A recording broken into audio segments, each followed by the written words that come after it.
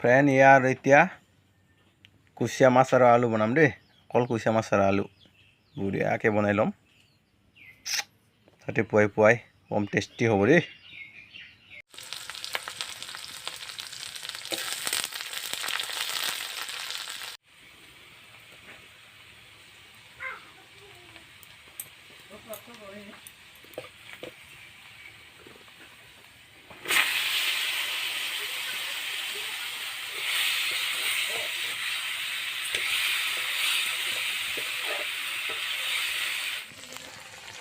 এটা কম পৰিমাণ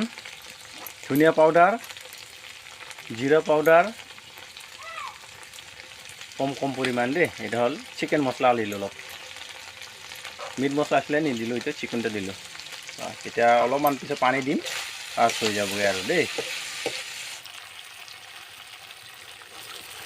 এতিয়া আৰু 10 মিনিট থৈ দিম বাছ হৈ যাব বনাই ল'লোঁ বঢ়িয়াকৈ এনেকৈ থপথপীয়াকৈ বনাইছোঁ দেই গা পা ধুই আহিলোঁ এতিয়া টেষ্ট কৰি আছোঁ এয়া পিছটো যা আলু দি বনাইছোঁ ন